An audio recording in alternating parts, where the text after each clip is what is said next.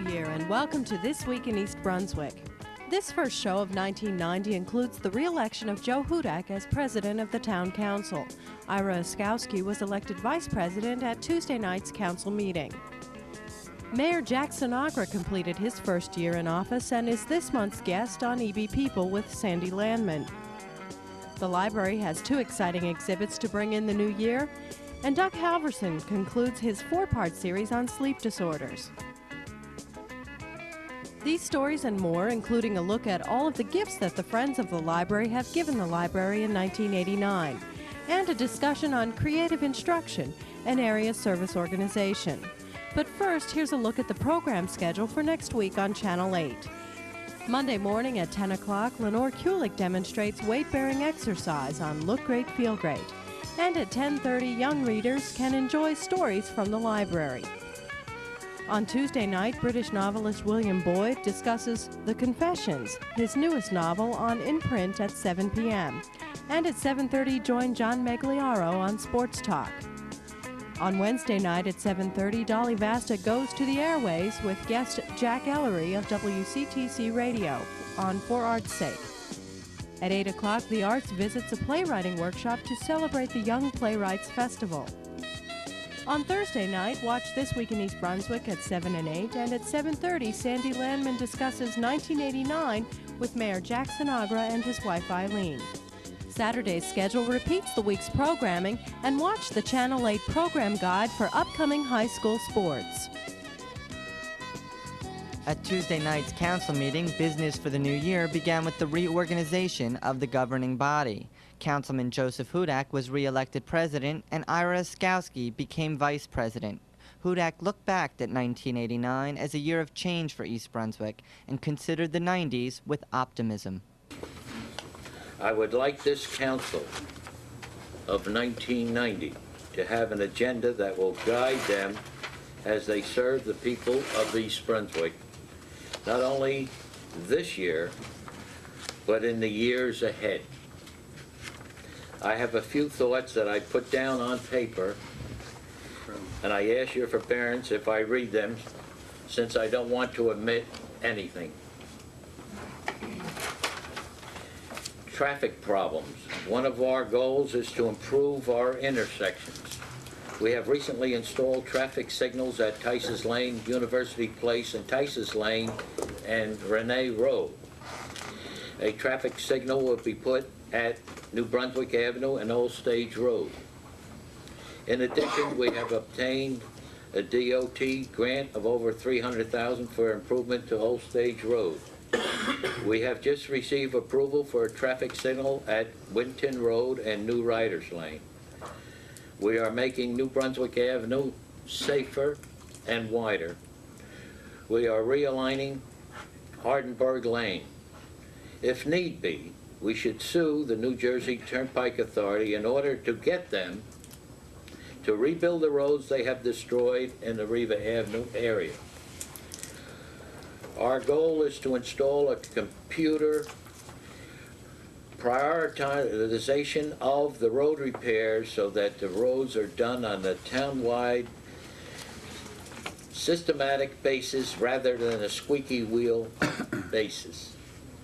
I am advocating a 24-hour-a-day pothole hotline.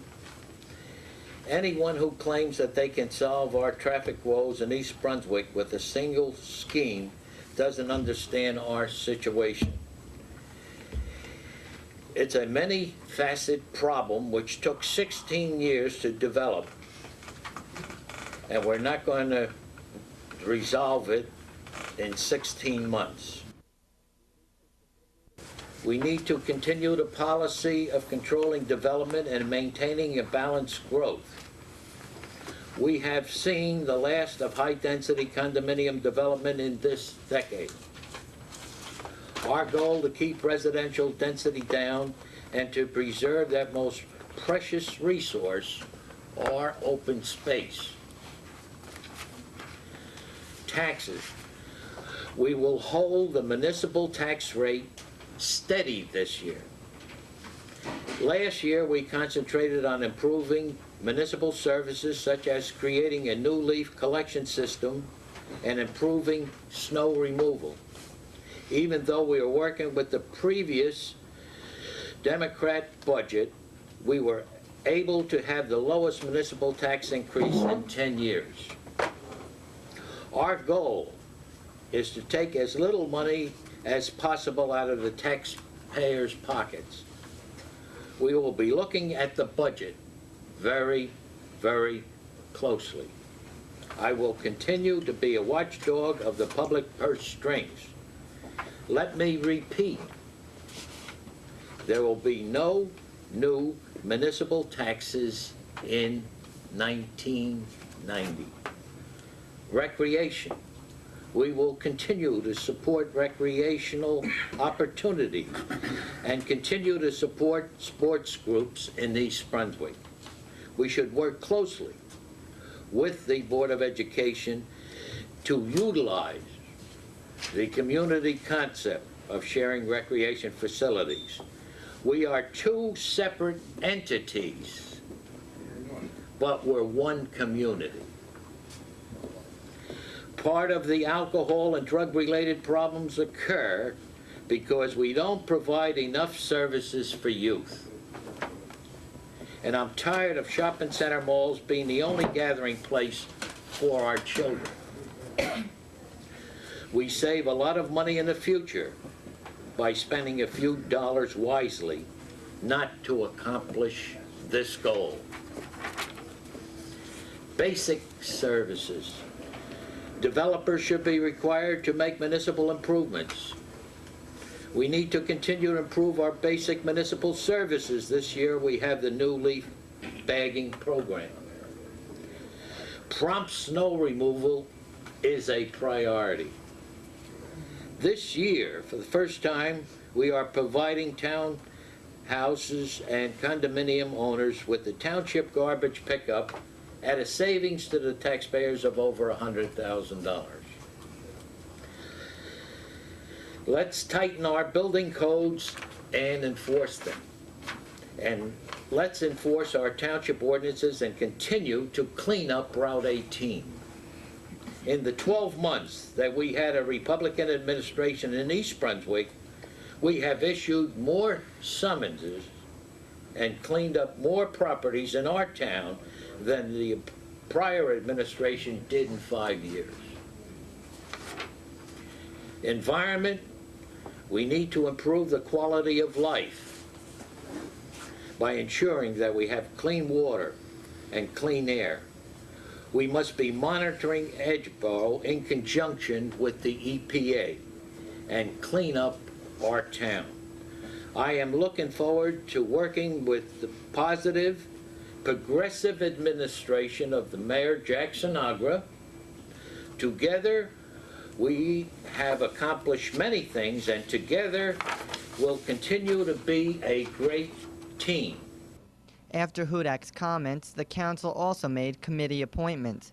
Councilman Ira Oskowsky was appointed to the Water Policy Advisory and Release of Performance Bond Committees. Irving Sporn was charged with the Planning Board, Recreation and Parks, and Turnpike Ad Hoc Committees. And the newest member of the council, Democrat Richard Walling, was appointed to the East Brunswick Museum and Housing Corporations. And Hudak was appointed to the School Liaison Committee. Also Tuesday night, Mayor Jack Sinagra took a firm stand condemning the desecration of the menorah at the Fern Road Temple, B'nai Shalom. During the Hanukkah season, vandals destroyed a large menorah outside the synagogue. He said East Brunswick will not tolerate anti-Semitic activity, and a resolution was read into the minutes by Town Attorney Bert Bush. As you all remember, last week at the end of the meeting, I had indicated to you about the vandalism of the menorah at the temple, and also the destruction of mailboxes on Saratoga Court. I believe, and it's a personal opinion being a neighbor to Saratoga, that certainly the incidents are both related, and I believe both were anti-Semitic acts. Last week, Councilman Oskowsky indicated that it might be a good idea for us to have a reward, and I also thought that was a great community response for this council to take. And if you remember, I said I'd give it over to Director Cross of Public Safety, have him contact the prosecutor's office and see both, number one, if it was legal and appropriate for this council to expend public monies for a reward. And of no surprise, our prosecutor sent back his famous letter of May 3rd, 1989, indicating how we are not allowed to spend public money, which I don't see the correlation between a reward for a crime and this, but knowing our prosecutor, if it's not heavy metal music, Do you have a county prosecutor? our county prosecutor. So, in other words, this indicated that he did not endorse the idea of us using public funds. Then I found myself in a dilemma, and I said, and I definitely want to post a reward. I indicated that I would put up half the reward, match. It's going to be a $1,000 reward, and I would match donations up to put up 500, and other people put up 500. And then I felt the best way over the weekend, and I started my office started doing it today. The best way for public support was to call all the congregations, churches within our community, to get a sense for their feeling. I'm happy to report everyone we were able to contact today indicated, every house of worship we contacted indicated that they would participate in the reward to find out who committed this criminal act. Those responding so far are Aldersgate United Methodist, Assembly of God, Christ Memorial Lutheran Church, Congregation Anshe Emeth of South River, East Brunswick Baptist Church, Nativity of Our Lord Byzantine Catholic Church, St. Mary's Coptic Orthodox Church, St. Thomas Roman Catholic Church, and Young Israel Synagogue. There are about a dozen others that we'll call back, and we were not able to reach. And judging by the response, there was not one that was contacted that said no, or didn't actually, in every case, ask what more they could do. This is, as I said last week, not an act against the temple, it's an act against our community. It's an act against all of us. So that's where we are on the reward. I also have prepared for your approval, Bert, I don't know if you want to read that and make sure that's okay. Yeah, the mayor has edited slightly the resolution which is on your table, and I realize it's not an action meeting now, so we can put it on next week. But it's entitled Resolution Condemning the Anti-Semitic Activity at the Temple B'nai Shalom. Whereas the menorah at Temple B'nai Shalom has been vandalized, and whereas there has been an alarming increase in the number of incidents of anti-Semitic activity in neighboring municipalities, and whereas all such acts weaken the fabric of this community and are truly acts against the entire community, and whereas the East Brunswick Township Council wants to make it perfectly clear that racial, ethnic, and religious bigotry will not be tolerated in any form in the Township of East Brunswick.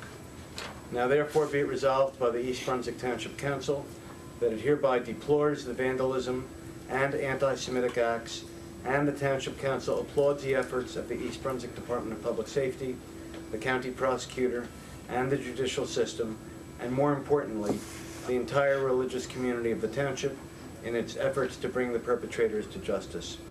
B'nai Shalom's rabbi, Eric Milgram, thanked the mayor and council for their support. First of all, on behalf of Temple B'nai Shalom of East Brunswick, I want to thank all of you for the concern that you have shown to our temple community during this time.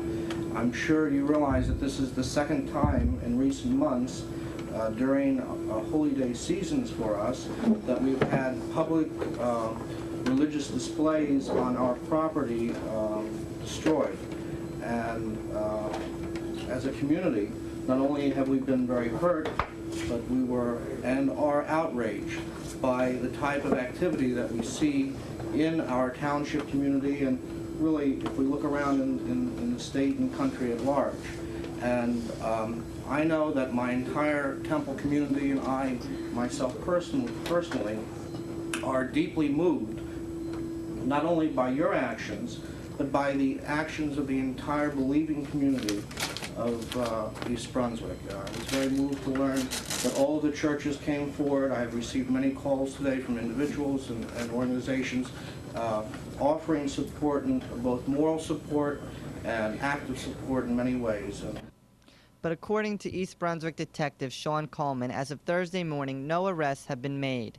3 officers from East Brunswick are on the case, and still others from the county. He said it does not appear to be a crime organized by a hate group, but rather just sporadic vandalism, which makes it more difficult to find a suspect.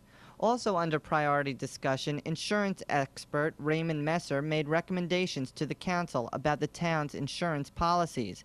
Messer suggested East Brunswick join a stable group insurance pool in Mercer County and seek commercial insurance for catastrophic claims. According to town administrator Jack Coughlin, Messer's strategy will help the town avoid a 30% increase in insurance premiums. And for anyone who has been caught speeding on the 25-mile-per-hour stretch of Fern Road between Cranberry and Dunham's, there is good news. The new speed limit will be 35 miles per hour once an ordinance is adopted.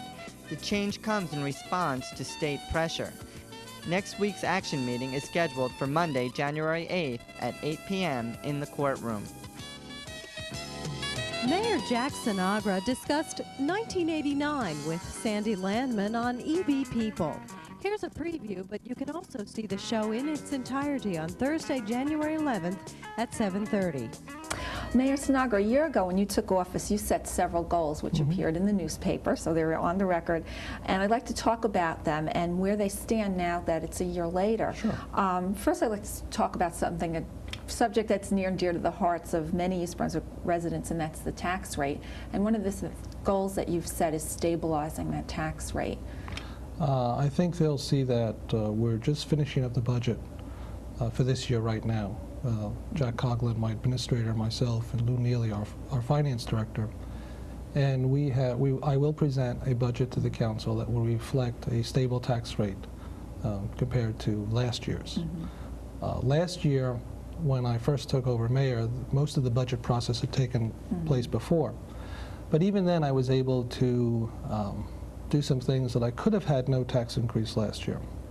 But one of my real goals is to improve basic services. I thought some of the things that are basic to people's way of life, whether it's snow removal, leaf collection, the cleanliness of the town, these were things that and police protection, these were things that I definitely wanted to put an emphasis in. Well, that, in fact, was what I wanted to talk about next, was well, I'm just saying, public works. But I've done that. I took that step, and I think most of the residents do see a change. What types of things specifically have been done in the area of public works? I think everybody noticed a major difference in leaf collection. Those that wanted to bag their leaves had an opportunity to bag them and put them with their normal garbage on their regular collection cycle. The other thing is we added some trucks, some crews, made it a little more efficient.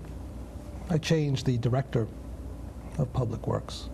I was unsatisfied with the previous director and promoted someone else into the position, hired a new assistant director, and I think both of them are doing a fine job.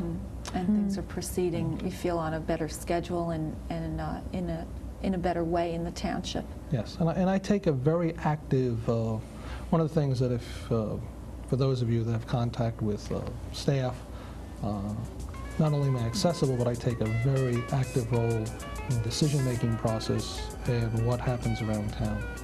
And I think that's a change from at least the last 4 or 5 years. And I think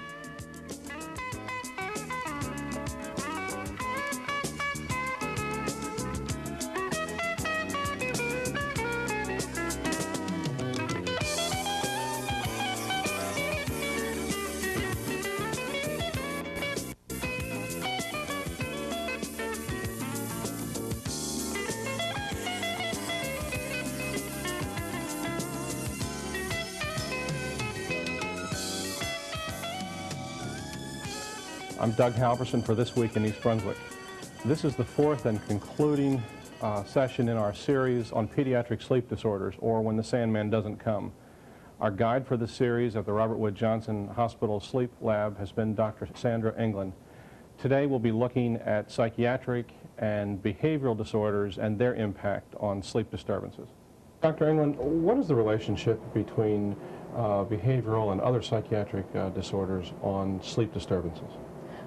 Well, there are a few disorders that really lead to problems with sleep, but the first thing we do is to see whether sleep is the underlying problem, sleep or breathing during sleep.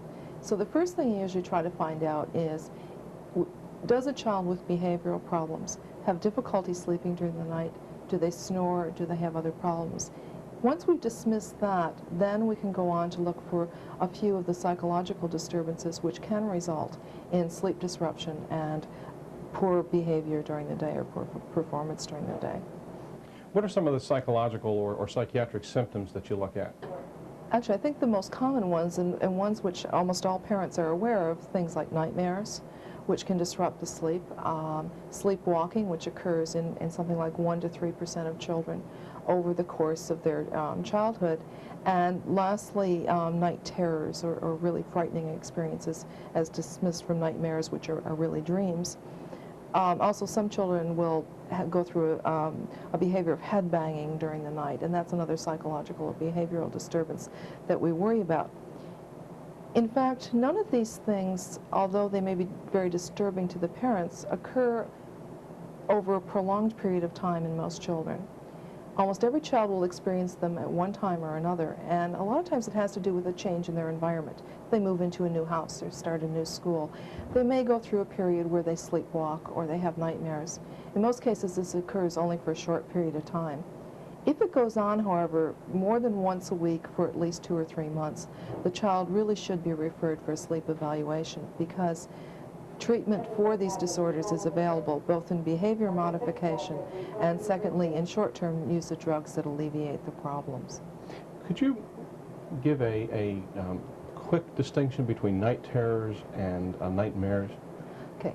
Nightmares are basically dreams that are based in some way in reality, something that happened to the child during the day that gets essentially sort of processed into their dreams during the night. It can be a very frightening experience. The child will wake up upset and often has trouble going back to sleep after this. Night terrors are really based not on reality that's happened during the day or on movies that you've seen during the day, but is just an overwhelming fear that wakes the child up and makes the child unable to fall back to sleep at night. So unlike a dream, it's not based in reality. It's based more in processes within our brains. And then with a night terror, the child may not have any recall of it in the morning. Usually if they wake up during a nightmare, you can talk to the child and find out, yes, in fact, they were afraid of something they had processed into their dream that they had learned during the day. What about bedwetting? Bedwetting is an interesting problem because, in fact, it's not a sleep problem. If you bring a child into the sleep laboratory who has a chronic problem with bedwetting, you will find no abnormalities during the night in their sleep or breathing patterns as we view them. So bedwetting in children, usually only after about 5 years of age is any treatment approach. Bedwetting is really a problem that should be dealt with by the pediatrician. First thing, obviously, that they look for is a problem with the bladder or urinary tract that's leading to the child's bedwetting. And if nothing physiological is found, they will then go on to try to use behavioral modification techniques for both the child and the parents in order to alleviate the problem. But those children in general should not be brought to the sleep lab. Can you say something about narcolepsy? It's very uncommon, but it's still so severe that a lot of people may be interested in it. Narcolepsy occurs in a very small percentage of people, but it's a devastating disease when it occurs. These people basically fall asleep constantly. You'll be talking to them, they'll doze off to sleep. They also go through periods of paralysis during sleep and will suddenly be talking, functioning normally, fall asleep, stare at you, and be very disturbed. This is a disease that can be treated with drug therapy, and it's a disease that should be studied in the sleep lab. A lot of times what happens, especially in children, and it usually has its initial onset in people at around 15 years of age, these children are believed to be just sleepy and lethargic in their behavior problems, and underlying that really is a disturbance in the normal pharmacology or drugs within the drugs that the brain normally produces, which end up with the person having an uncontrollable desire to sleep at very inopportune points of time. It would also seem that if a child is not either getting enough sleep or the quality of sleep is poor, that this would be evidence in the kids' schoolwork, social relationships, or the way the child gets along at home. Is that correct? Well, in fact, that's why most children end up coming to the sleep lab. The initial complaint is usually one of a child who is grumpy, hard to get along with, who doesn't do well in school, who doesn't seem interested, who dozes off every once in a while when they're watching TV or while they're talking with their friends. And that, in fact, those in fact are the symptoms that we look for in saying that it's worth doing a sleep study on this child, because we may discover an underlying process which is causing the behavioral problems. So in fact, usually we're able to find a physiological base for the behavioral problems, treat the disease, and then the behavioral problems tend to be alleviated over time. Dr. England, thank you for your time and for your interest in this topic. I'm Doug Halvorsen, Director of Consultation and Education for the Middlesex County Mental Health Clinic for This Week in East Brunswick. Thanks for watching.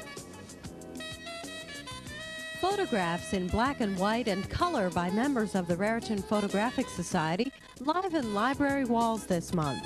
Founded in 1929 for the advancement and enjoyment of photography, the Raritan Photographic Society is an active club that sponsors competitions and meets monthly at the library. This organization has membership with the Photographic Society of America and the New Jersey Federation of Camera Clubs, Incorporated. In addition, the organization co-sponsors the annual East Brunswick Photography Contest.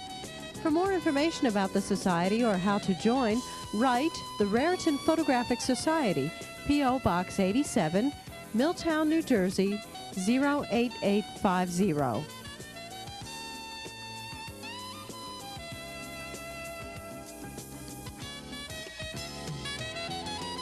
Welcome. I'm Doug Halvorsen, Director of Consultation and Education at the Middlesex County Mental Health Clinic. With me today is Eve Kingsbury, Case Manager Supervisor for Creative Instruction, Division of PSI Services. Eve, thanks for being here today. Thank you. Eve, two questions. What is creative instruction and what is case management? Let me start with the first one. Creative Instruction, which is a division of PSI Services, it's the New Jersey division of a national agency. We have 2 offices in New Jersey. We provide a range of services for teens and youths that include independent living, working with teen mothers, and then my program, which is case management. That's a program funded by the New Jersey Division of Mental Health and Hospitals to provide aftercare services for youths in Middlesex County who have had a previous psychiatric inpatient hospitalization. What we do are try to link up services for them that include working with DIFAS, with the legal service, with education, recreation, etc., to create a support system so that they don't have to be hospitalized again. We also provide interim counseling and therapy until these services are hooked up, or as adjunctive to therapy that may already be set up. Quite often, the families also need the help, so we work with the families as well. Eve, how do kids access creative instructions, case management? At this time, our referrals only come through the UMDNJ. That's the Rutgers Med School. Right. So it used to be called. What used to be called, which are the inpatient there for the youth. The clinicians there on the inpatient units provide the referrals to us. At some time we hope to expand. That's the way it is right now. Eve, thanks for being here today. Thank you. With me today has been Eve Kingsbury, Case Manager Supervisor for Creative Instruction, a division of PSI Services. For further information about case management services from Creative Instruction, you may call 981-9233.